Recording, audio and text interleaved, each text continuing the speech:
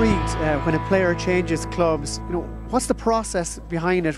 Do you go meet him? Do you have to go down on your knees and beg him to change a club? I'm with Chris Vauchal here, and he's the man who does the work with Luke Donald.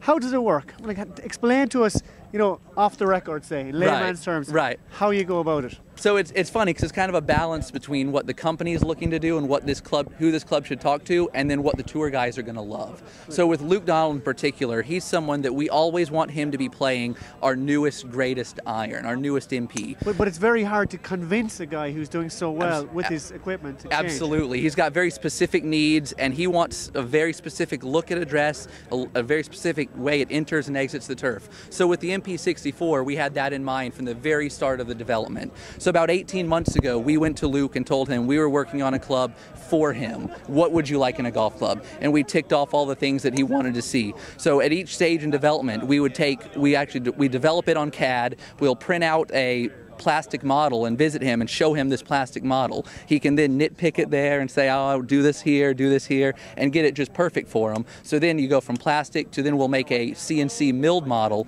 which is a metal one that he can actually hit, but it's not forged yet. So the feel's not quite there yet, but it actually has the look that he wants. And from there, we keep taking his feedback until we have a final product. It turned out to be the MP64, where it's everything dialed in exactly how Luke wanted. And do you bring him, say, 5 different versions of the final product, slightly different, and he picks? Yeah, pick number 3. Early on in development, we take him multiple ones to choose from, but then as we learn more and more what he likes, we kind of know, well, if we did this to it, it would be different. We could show him something different. We could force him to pick this one because we know what he likes. Yeah. But we really know what he's looking for. So really, there aren't too many iterations we take, and it's all really just minor tweaks, especially on the MP Golf Club, because it's got a very classic look. It's got to stay clean. We know what it's going to look like. It's just those little minor details that he wants to dial in. Absolutely fantastic. I love hearing stories like that.